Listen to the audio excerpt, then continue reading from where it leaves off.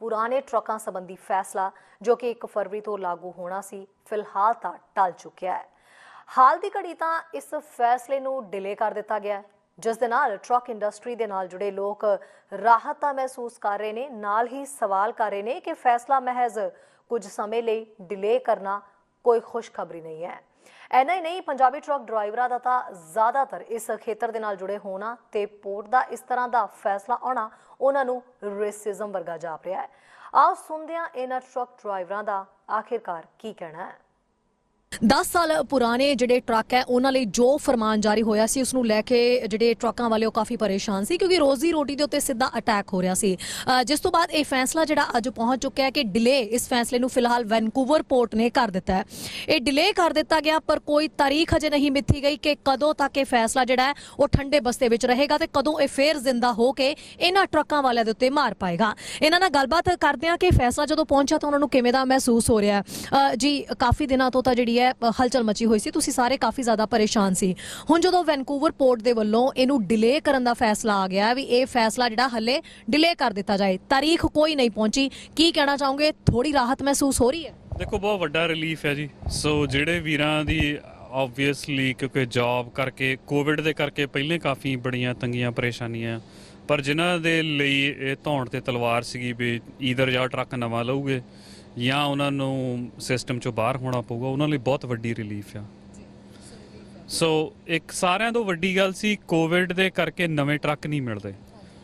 ਜੇ ਨਵੇਂ ਟਰੱਕ ਨਹੀਂ ਮਿਲਦੇ ਓਬਵੀਅਸਲੀ ਲੋਕਲ ਇੰਡਸਟਰੀ ਦੇ ਵਿੱਚ ਜ਼ਿਆਦਾਤਰ ਪੁਰਾਣੇ ਟਰੱਕ ਹੀ ਲੈ ਕੇ, ਕਿਉਂਕਿ ਲੋਕਲ ਟਰੱਕ ਘੱਟ ਚੱਲਣਾ ਹੁੰਦਾ ਹਾਈਵੇ 'ਤੇ ਜ਼ਿਆਦਾ, ਸੋ ਉਹ ਨਵੇਂ ਟਰੱਕ ਮਿਲਦੇ ਨਹੀਂ ਸੀਗੇ।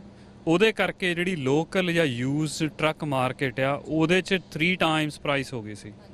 ਸੋ ਉਹ ਚੀਜ਼ ਕਰਕੇ ਮੰਨ ਲਓ ਵਿਲਿੰਗ ਫੁੱਲ ਵੀ ਕੋਈ ਲੈਣਾ ਚਾਹੁੰਦਾ ਵੀ ਜੇ ਸੀਗਾ, ਉਹਨਾਂ ਨੂੰ 3 ਟਾਈਮਸ ਪ੍ਰਾਈਸ ਪੇ ਕਰਕੇ ਟਰੱਕ ਮਿਲਦੇ ਸੀ। ਅਤੇ ਉਹ ਟਰੱਕ ਕਿੰਨਾ ਚਿਰ ਚੱਲਣਾ ਆ? ਮੰਨ ਲਓ ਜੇ ਤੁਸੀਂ 5 ਸਾਲ ਪੁਰਾਣਾ ਟਰੱਕ ਲੈ ਲਿਆ, 3 ਟਾਈਮਸ ਯੂਜ਼ਡ ਟਰੱਕ ਪ੍ਰਾਈਸ ਪੇ ਕਰਕੇ ਵੀ ਉਹ ਸਿਰਫ 5 ਸਾਲ ਚੱਲਣਾ ਸੀ। ਉਸ ਤੋਂ ਬਾਅਦ ਫਿਰ ਬ੍ਰੈਂਡ ਨਿਊ ਟਰੱਕ 'ਤੇ ਜਾਣਾ ਪੈਣਾ ਸੀ। ਸੋ ਇੱਕ ਬਹੁਤ ਵੱਡੀ ਰਿਲੀਫ ਹੈ। ਰਿਲੀਫ ਦੇ ਨਾਲ ਤੁਹਾਨੂੰ ਕਿਤੇ ਨਾ ਕਿਤੇ ਇਸ ਗੱਲ ਦਾ ਡਰ ਸਤਾ ਰਿਹਾ ਹੈ ਵੀ ਕੋਈ ਡੇਟ ਨਹੀਂ ਫਿਕਸ ਕੀਤੀ ਗਈ, ਹੋ ਸਕਦਾ ਹੈ 6 ਮਹੀਨਿਆਂ ਬਾਅਦ 5 ਮਹੀਨਿਆਂ ਬਾਅਦ ਇਹ ਮੁੱਦਾ ਫਿਰ ਤੋਂ ਜ਼ਿੰਦਾ ਹੋ ਜਾਏ, ਫਿਰ ਤੋਂ ਕਹਿ ਦੇਣ ਪੋਰਟ ਵੈਨਕੂਵਰ ਦੇ ਵੱਲੋਂ ਇਹ ਡਿਸੀਜਨ ਆ ਜਾਏ। ਸੋ ਇਹਨੂੰ ਲੈ ਕੇ ਤੁਹਾਨੂੰ ਕੀ ਕੋਈ ਇਦਾਂ ਦਾ ਭਰੋਸਾ ਦਿੱਤਾ ਗਿਆ ਪੁਖਤਾ ਤੌਰ ਦੇ ਉੱਤੇ ਜਿਹਦੇ ਨਾਲ ਤੁਸੀਂ ਰਿਲੀਫ ਵਾਕਈ ਮਹਿਸੂਸ ਕਰੋ? ਦੇਖੋ ਪੋਰਟ ਵੱਲੋਂ ਕੋਈ ਸਾਨੂੰ ਬਹੁਤਾ ਭਰੋਸਾ ਨਹੀਂ, ਨਾ ਹੀ ਪੋਰਟ ਜਿਹੜਾ ਉਹ ਟਰਸਟ ਲੂਜ਼ ਕਰ ਚੁੱਕਿਆ ਇੰਡਸਟਰੀ ਦਾ।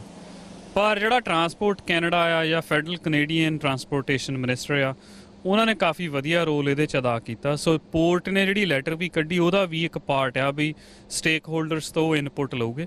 ਸੋ ਉਹ ਇਨਪੁਟ ਲੈ ਕੇ ਫਿਰ ਫਾਈਨਲਾਈਜ਼ ਕਰੂਗੇ। ਪਰ ਅਸੀਂ ਜਿਹੜਾ ਫਰਦਰ ਟਾਕ ਜਿਹੜੀ ਆ ਟਰਾਂਸਪੋਰਟ ਕੈਨੇਡਾ ਦੇ ਨਾਲ, ਉਹ ਇੱਕ ਟੇਬਲ ਟਾਕ ਹੋਊਗੀ। ਸੋ ਜੋ ਵੀ ਫੇਅਰ ਪ੍ਰੋਸੀਜਰ ਹੋਊਗਾ they have to adapt that. So basically ਅਸੀਂ ਇਨਵਾਇਰਮੈਂਟ ਦੇ ਖਿਲਾਫ ਨਹੀਂ ਕਿਤੇ ਵੀ, ਵੀ ਆਰ, ਕਿਉਂਕਿ ਸਾਨੂੰ ਵੀ ਪਤਾ ਅਸੀਂ ਅਗਲੀ ਜਨਰੇਸ਼ਨ ਨੂੰ ਇੱਕ ਸਾਫ਼ ਇਨਵਾਇਰਮੈਂਟ ਦੇਣਾ। ਪਰ ਕੀ ਟਰੱਕ ਸਿਰਫ 10% ਟਰੱਕ ਬਦਲੀ ਕਰਕੇ ਇਨਵਾਇਰਮੈਂਟ ਸਾਫ਼ ਹੋ ਜੂ? ਨੋ। ਜਿੰਨਾ ਚਿਰ ਦੇਖੋ ਇੱਕ ਹੋਰ ਵੱਡੀ ਜਿਹੜੀ ਚੀਜ਼ ਆ, ਇਹ ਟਰੱਕ ਇੰਨਾ ਪੋਲਿਊਸ਼ਨ ਨਹੀਂ ਕਰਦੇ ਜਿੰਨਾ ਰੌਲਾ ਪਾਇਆ ਜਾ ਰਿਹਾ। ਜੇ ਓਵਰਆਲ ਦੇਖੀਏ ਤਾਂ ਜਿੰਨਾ ਵੈਨਕੂਵਰ ਦਾ ਪੋਰਟ ਜਿਹੜਾ ਜਿੰਨਾ ਕੋਲਾ ਐਕਸਪੋਰਟ ਕਰਦਾ, ਉਹ ਇੰਨਾ ਕੁ ਪੋਲਿਊਸ਼ਨ ਕਰਦਾ ਆ ਵੀ ਜੇ 1.4 ਬਿਲੀਅਨ ਕਾਰਾਂ ਲਗਾਤਾਰ ਚੱਲਣ, ਓਨਾ ਧੂੰਆਂ ਇਕੱਲਾ ਵੈਨਕੂਵਰ ਤੋਂ ਕੋਲਾ ਜਿੰਨਾ 1 ਸਾਲ 'ਚ ਐਕਸਪੋਰਟ ਹੁੰਦਾ ਓਨਾ ਹੁੰਦਾ। ਸੋ ਕਿਤੇ ਨਾ ਕਿਤੇ ਦੋਹਰੇ ਮਾਪਦੰਡ ਆ। ਇੱਕ ਪਾਸੇ ਤੁਸੀਂ ਕੋਲਾ ਐਕਸਪੋਰਟ ਕਰ ਰਹੇ ਆ, ਇੱਕ ਪਾਸੇ ਤੁਸੀਂ ਕਹਿ ਰਹੇ ਅਸੀਂ ਇਨਵਾਇਰਮੈਂਟ ਨੂੰ ਪ੍ਰੋਟੈਕਟ ਕਰਦੇ ਹਾਂ। ਜੀ is it relief for you? ਹਾਂਜੀ ਹਾਂ, ਟੈਂਪਰੇਰੀ ਰਿਲੀਫ ਤਾਂ ਹੈ, ਪਰ ਇਹਦਾ ਹਜੇ ਦੇਖੋ ਪਰਮਾਨੈਂਟ ਮੋਰੇ ਕੀ ਹੱਲ ਆਉਂਦਾ ਹੈ। ਹਾਂ, ਕਿਉਂਕਿ ਜਿਹੜੀ ਇਹ ਪਾਲਿਸੀ ਇਹਨਾਂ ਨੇ ਬਣਾਈ ਆ, ਇਹ ਕੋਈ doesn't make any sense. And ਕਿਉਂਕਿ ਦੇਖੋ ਜਿਹੜੇ ਟਰੱਕ ਆ ਸਿਰਫ 10% ਆ ਪੋਰਟ 'ਤੇ, ਬਾਕੀ ਦੇ ਲੋਕਲ। ਹੁਣ ਫੋਰ ਐਗਜ਼ਾਮਪਲ ਜਿਹੜਾ ਮੈਂ ਟਰੱਕ ਵੇਚਣਾ ਵੀ ਆ ਆਪਣਾ, ਉਹ ਵੀ ਇੱਥੇ BC 'ਚ ਚੱਲਣਾ ਵਾ। ਐਂਡ BC ਦੇ ਵਿੱਚ ਹੀ ਆਪਾਂ ਪੋਲਿਊਸ਼ਨ ਘੱਟ ਕਰਨ ਦੀ ਗੱਲ ਕਰ ਰਹੇ ਹਾਂ ਜੀ। ਉਹ ਕਿੱਦਾਂ ਹੋਣਾ ਵਾ ਫਿਰ? ਉਹ ਤੇ ਕਿਉਂਕਿ ਇੱਕ ਚੀਜ਼ ਹੈ, ਇੱਕ ਜਗ੍ਹਾ ਤੋਂ ਜਾ ਕੇ ਉਹ ਦੂਜੀ ਜਗ੍ਹਾ ਦੇ ਉੱਤੇ ਜਾਣੀ ਹੈ, ਤੇ ਇਹਦੇ ਵਾਸਤੇ ਕੋਈ ਵੀ ਇਹਨਾਂ ਨੇ ਸਟ੍ਰੈਟਜੀ ਪਲਾਨ ਨਹੀਂ ਕੀਤੀ? ਨੋ, ਕਿਉਂਕਿ ਇਹਦੇ ਵਿੱਚ ਕੋਈ BC ਦਾ ਲਾਅ ਨਹੀਂ ਹੈਗਾ ਵੀ ਤੁਸੀਂ ਟਰੱਕ 10 ਸਾਲ ਤੋਂ ਪੁਰਾਣਾ ਨਹੀਂ ਹੋਣਾ ਚਾਹੀਦਾ। ਜਾਂ ਕਿਉਂਕਿ ਜੇ ਹੁਣ ਮੰਨ ਲਓ ਇਹ ਸਿਰਫ ਪੋਰਟ ਦੀ ਪਾਲਿਸੀ ਹੈ, ਇਹਦੇ ਵਿੱਚ ਹੁਣ BC ਦੇ ਗਵਰਨਮੈਂਟ ਦਾ ਕੋਈ ਲਾਅ ਨਹੀਂ ਆ, ਕੈਨੇਡਾ ਦਾ ਕੋਈ ਨਹੀਂ ਹੈਗਾ। ਉਹ ਸਿਰਫ ਜੇ ਉਹਨਾਂ ਨੇ ਸੈੱਟ ਕਰਨਾ ਚਾਹਣ ਕੋਈ ਓਮਿਸ਼ਨ ਲੈਵਲ ਸਟੈਂਡਰਡ ਸੈੱਟ ਕਰ ਸਕਦੇ ਆ ਵੀ ਇੰਨਾ ਹੋਣਾ ਚਾਹੀਦਾ, ਪਰ ਜਿਹੜਾ ਏਜ ਹੈ ਡਜ਼ਨਟ ਅਫੈਕਟ ਲਾਈਕ ਉਹਦੇ ਨਾਲ ਕੋਈ ਇਫੈਕਟ ਨਹੀਂ ਹੁੰਦਾ। ਹੁਣ 2015 ਦਾ ਟਰੱਕ ਆ 2020 ਦਾ ਟਰੱਕ ਆ, ਉਹਨਾਂ ਦਾ ਜਿਹੜਾ ਐਮਿਸ਼ਨ ਲੈਵਲ ਸਟੈਂਡਰਡ ਆ ਸੇਮ ਆ। ਸੋ ਜਿਹੜਾ ਤੇ ਤਾਂ ਕਰਕੇ ਜਿਹੜਾ ਏਜ ਦਾ 10 ਸਾਲ ਦਾ ਹੈਗਾ ਵਾ ਰੋਲਿੰਗ ਟਰੱਕ ਏਜ, ਉਹ ਮੇਕ ਸੈਂਸ ਨਹੀਂ ਕਰਦੀ ਕੋਈ। ਹਾਂਜੀ ਤੁਹਾਨੂੰ ਕੀ ਲੱਗਦਾ ਹੈ, ਕਾਫੀ ਸਮੇਂ ਤੋਂ ਤੁਸੀਂ ਇਸੇ ਇੰਡਸਟਰੀ ਦੇ ਵਿੱਚੋਂ, ਤੁਹਾਡੀ ਰੋਜ਼ੀ ਰੋਟੀ ਇੱਥੋਂ ਚੱਲਦੀ ਹੈ, ਅਚਾਨਕ ਇੱਕ ਫਰਮਾਨ ਤੁਹਾਡੇ ਸਿਰ ਦੇ ਉੱਤੇ ਆ ਕੇ ਥੋਪ ਦਿੱਤਾ ਜਾਂਦਾ ਹੈ, ਉਹਦੇ ਵਾਸਤੇ ਤੁਹਾਨੂੰ ਕੋਈ ਪਹਿਲਾਂ ਕੋਈ ਡੇਟ ਫਿਕਸ ਕੀਤੀ ਗਈ ਸੀ? ਤੁਹਾਨੂੰ ਕੋਈ ਸਮਾਂ ਦਿੱਤਾ ਗਿਆ ਸੀਗਾ ਇਹਨਾਂ ਟਰੱਕਾਂ ਨੂੰ ਵੇਚਣ ਦਾ, ਔਰ ਉਹਦੇ ਵਾਸਤੇ ਤੁਹਾਡਾ ਜਿਹੜਾ ਇੰਤਜ਼ਾਮ ਹੈ ਉਹ ਕਿਵੇਂ ਕਰਨਾ ਹੈ? ਸਰਕਾਰੀ ਤੌਰ ਦੇ ਉੱਤੇ ਕੋਈ ਇਦਾਂ ਦੀ ਗੱਲ ਹੋਈ ਸੀ? ਨਹੀਂ ਜੀ, ਉੱਦਾਂ 10-12 ਸਾਲ ਤੋਂ ਇਦਾਂ ਕਰਦੇ ਆ ਬਈ ਅਸੀਂ ਟਰੱਕ 10 ਸਾਲ ਦੀ ਏਜ ਕਰ ਦੇਣੀ ਹੈ ਜੀ। ਉਦੋਂ ਵੀ ਇਦਾਂ ਚਲਾਤੀ ਸੀ ਨਹੀਂ ਤੇ ਪਰ ਜਿਹੜੇ ਐਮਿਸ਼ਨ ਟੈਸਟ ਪਹਿਲਾਂ ਨਹੀਂ ਕਰਾਉਣੇ ਕੀਤੇ ਸੀ ਉਹ ਕਰਾਉਂਦੇ ਰਹੇ, ਅਸੀਂ 8-10 ਸਾਲ ਕਰਾਉਂਦੇ ਰਹੇ ਆ। ਉਦੋਂ ਬਾਅਦ ਨਹੀਂ 10 ਸਾਲ ਦੀ ਏਜ ਕਰਤੀ, ਪਰ ਏਜ ਜਿਹੜੀ ਕੀਤੀ ਜਾਂ ਤਾਂ ਏਜ ਸਾਰੇ ਪ੍ਰੋਵਿੰਸ ਵਾਈਜ਼ ਕਰਨ ਜਾਂ ਕੈਨੇਡਾ ਵਾਈਜ਼ ਕਰਨ ਨਾ, ਉਹ ਕੱਲੀ ਓਨਲੀ ਪੋਰਟ 4 ਪੋਰਟਾਂ ਦੇ ਕਰਦੇ ਜੀ। ਇੱਕ ਪੋਰਟ ਇਦਾਂ ਦੀ ਹੈ ਜੀ, ਉੱਤੇ ਸਿਰਫ ਕੰਟੇਨਰ ਚੱਕਣ ਜਾਂਦੇ ਜੀ 10 ਸਾਲ ਦੀ ਏਜ ਆ, ਜੇ ਉਹਦੇ ਤੋਂ ਪਾਈਪ ਜਾਂ ਹੋਰ ਆਪਣੇ ਮੈਟਲ ਚੱਕਣ ਜਾਂਦੇ ਆ ਉਹਦੇ ਤੇ ਕੋਈ ਏਜ ਨਹੀਂ ਜੀ ਹੈਗੀ। ਹਾਂਜੀ, ਤੁਹਾਡੀ ਕੋਈ ਗੱਲ ਹੋਈ? ਕਿਉਂਕਿ ਨੋ ਡਾਊਟ ਕਿ ਹੁਣ ਇੱਕ ਸਟੇਟ ਲੈਵਲ ਦੇ ਉੱਤੇ ਜਿਹੜਾ ਇਸ਼ੂ ਸੀਗਾ, ਫੈਡਰਲ ਲੈਵਲ ਦੇ ਉੱਤੇ ਤਾਂ ਬਾਅਦ ਦੀ ਗੱਲ ਸੀਗੀ ਵੀ ਦਖਲ ਦਿੱਤਾ ਜਾਵੇ।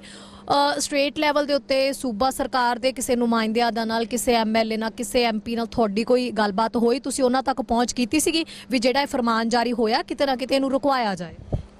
ਕਰਦੇ ਤਾਂ ਹੈਗੀ, ਸਾਡੇ UTA ਦੇ ਜਾਂ UT ਦੇ ਮੈਂਬਰ ਸਾਰੇ ਕਰਦੇ ਤਾਂ ਹੈ ਗੱਲਬਾਤ, ਪਰ ਉਹ ਕਿਸੇ ਪਾਸੇ ਗੱਲ ਲਾ ਨਹੀਂ ਰਿਹਾ ਜੀ।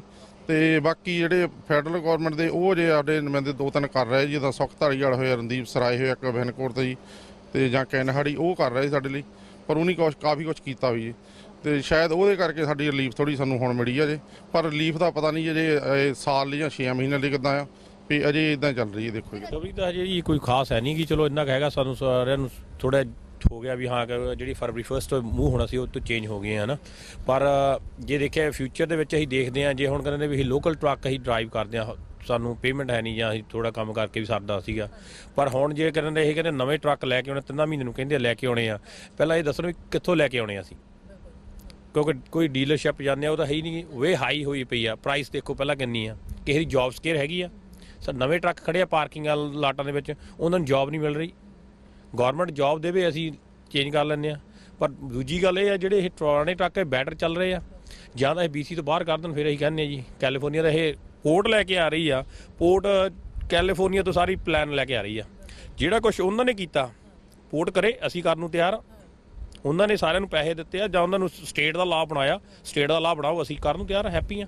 ਅਸੀਂ ਵੀ ਇਨਵਾਇਰਮੈਂਟ ਆ, ਸਾਡੇ ਹੀ ਬੱਚੇ ਗਾਹ ਹੋਣੇ ਆ ਇੱਥੇ ਹੀ, ਪਰ ਅਸੀਂ ਨਹੀਂ, ਅਸੀਂ ਕਹਿੰਦੇ ਵੀ ਜਿਹੜਾ ਕੁਛ ਹੋ ਰਿਹਾ ਫੇਰ ਹੋ ਰਿਹਾ ਸਾਰੀ ਇੰਡਸਟਰੀ 'ਚ ਹੋਵੇ, ਨਾ ਕਿ ਇੱਕ ਕਿਸੇ ਨੂੰ ਟਾਰਗੇਟ ਕੀਤਾ ਜਾਵੇ। ਜਦੋਂ ਪੋਰਟ ਵੈਨਕੂਵਰ ਦੇ ਵੱਲੋਂ ਇਹ ਫੈਸਲਾ ਤੁਹਾਡੇ ਤੱਕ ਦਿੱਤਾ ਗਿਆ, ਕੀ ਲੱਗਦਾ ਕਿੱਥੇ ਕਿੱਥੇ ਤੁਹਾਡੇ ਘਰਾਂ ਤੇ ਤਾਂ ਨੋ ਡਾਊਟ ਉਸ ਚੀਜ਼ ਦਾ ਅਸਰ ਪੈ ਹੀ ਰਿਹਾ ਸੀ, ਇਸ ਤੋਂ ਇਲਾਵਾ ਓਵਰਆਲ ਕਿੱਥੇ ਕਿੱਥੇ ਫਰਕ ਪੈ ਰਿਹਾ ਸੀ ਇਸ ਫਰਮਾਨ? ਇਹ ਤਾਂ ਜੀ ਜੇ ਕਹਿੰਦੇ ਹਜੇ ਤਾਂ ਫਰਕ ਪੈਣਾ ਆਮ ਪਬਲਿਕ ਤੇ ਵੀ ਸਾਰਿਆਂ ਦੇ ਪੈਣਾ। ਅਸੀਂ ਨਹੀਂ ਕਹਿੰਦੇ ਪਹਿਲਾਂ ਸਾਡੇ ਘਰਾਂ ਦੇ ਪੈਣਾ ਵਾ, ਜੇ ਸਾਡੇ ਕਿਉਂਕਿ ਟਰੱਕ ਖੜਦੇ ਆ ਸਾਡੀਆਂ ਪੇਮੈਂਟਾਂ ਵਧਣਗੀਆਂ, ਸਾਥੋਂ ਨਹੀਂ ਕੰਮ ਹੋਊਗਾ, ਅਸੀਂ ਵੀ ਕਈ ਬੰਦੇ ਇੱਥੋਂ ਇੰਡਸਟਰੀ 'ਚੋਂ ਬਾਹਰ ਜਾਣਗੇ। ਸਪਲਾਈ ਲਾਈਨ ਟੁੱਟੂਗੀ, ਜੇ ਸਪਲਾਈ ਲਾਈਨ ਟੁੱਟ ਗਈ ਤਾਂ ਦੇਖੋ ਕਿਹਦੇ ਘਰੇ ਨਹੀਂ ਅਸਰ ਪਊਗਾ। ਅੱਗੇ ਆਪਣਾ number 1 highway 5 highway break off ਹੋਇਆ, ਵੀਕ ਲਈ ਹੋਇਆ ਸੀਗਾ, ਕਿੰਨੀ ਸਪਲਾਈ ਲਾਈਨ ਦਾ ਫਰਕ ਪਿਆ ਸੀਗਾ।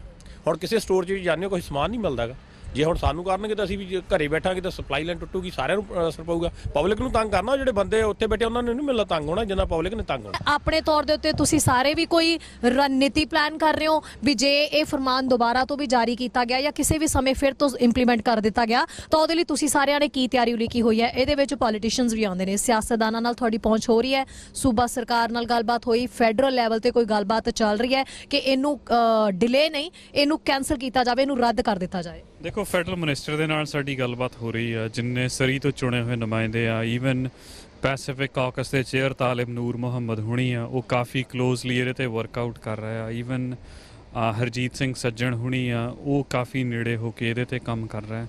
ਸੋ ਕਿਤੇ ਨਾ ਕਿਤੇ ਅਸੀਂ ਇਹਨੂੰ ਡਾਇਰੈਕਟਲੀ ਤਾਂ ਨਹੀਂ ਕਹਿਣਾ ਚਾਹੁੰਦੇ, ਪਰ ਇਨਡਾਇਰੈਕਟਲੀ ਜੇ ਦੇਖਿਆ ਜਾਵੇ, ਕਿਉਂਕਿ ਇਸ ਇੰਡਸਟਰੀ 'ਚ ਜ਼ਿਆਦਾ ਪੰਜਾਬੀ ਹੋਣ ਕਰਕੇ ਇੱਕ ਰੇਸਿਜ਼ਮ ਦਾ ਵੀ ਇਸ਼ੂ ਹੈਗਾ। ਜੇ ਕੋਈ ਕਿਉਂਕਿ ਪੂਰੇ ਕੈਨੇਡਾ 'ਚ ਜਦੋਂ ਨਹੀਂ ਇਹ ਚੀਜ਼ ਇੰਪਲੀਮੈਂਟ ਹੋਈ, ਇਕੱਲੀ ਇੱਕੋ ਹੀ ਫਿਰਕੇ ਦੇ ਲੋਕਾਂ 'ਤੇ ਹੋਈ ਆ, ਉਹ ਹੈਗਾ ਆ।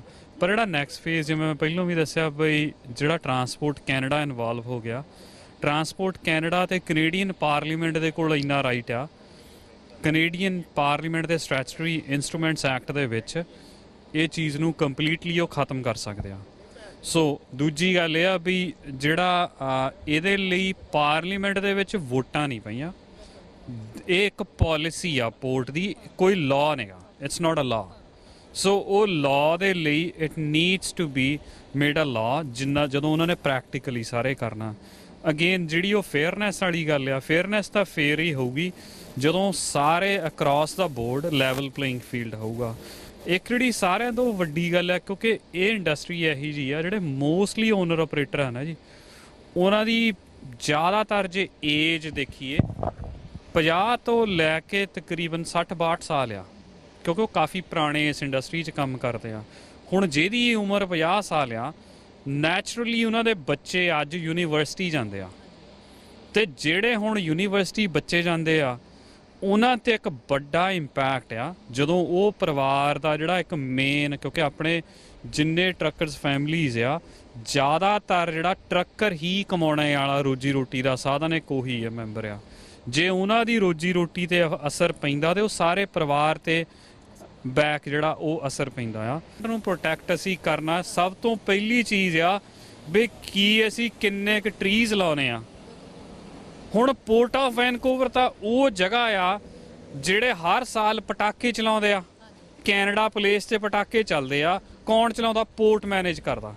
ਇੱਕ ਪਾਸੇ ਤੁਸੀਂ ਪਟਾਕੇ ਚਲਾ ਰਹੇ ਆ, ਦੂਜੀ ਗੱਲ ਇਹ ਆ ਵੀ ਜਿੱਥੇ ਉਹਨਾਂ ਨੂੰ ਇਹ ਸੋਚ ਲੈਣਾ ਚਾਹੀਦਾ, ਜਿੱਥੇ ਵੈਨਕੂਵਰ ਡਾਊਨਟਾਊਨ ਬਣਿਆ, ਦੁਨੀਆ ਦੇ ਸਭ ਤੋਂ ਵੱਡੇ ਰੈੱਡਵੁੱਡ ਟਰੀਜ਼ ਸੀਗੇ ਜਿਨ੍ਹਾਂ ਨੂੰ ਕੱਟ ਕੇ ਡਾਊਨਟਾਊਨ ਬਣਾਇਆ, ਤੇ ਸਟੈਨਲੀ ਪਾਰਕ ਦੇ ਜਿਹੜੇ ਟਰੀਜ਼ ਆ ਉਹ ਇਸ ਚੀਜ਼ ਦੀ ਗਵਾਹੀ ਭਰਦੇ ਆ ਵੀ ਉਹ ਨੇੜੇ ਵਾਲਾ ਏਰੀਆ ਵੀ ਉਹੋ ਜਿਹਾ ਸੀ। ਸਾਡਾ ਹਰ ਇੱਕ ਪ੍ਰੋਗਰਾਮ ਦੇਖਣ ਤੇ ਸਾਡੇ ਨਾਲ ਜੁੜਨ ਲਈ ਸਬਸਕ੍ਰਾਈਬ ਕਰੋ ਚੈਨਲ ਪੰਜਾਬੀ ਤੇ ਨੋਟੀਫਿਕੇਸ਼ਨ ਲਈ ਬੈਲ ਆਈਕਨ ਵਾਲੇ ਬਟਨ ਤੇ ਕਲਿੱਕ ਕਰੋ।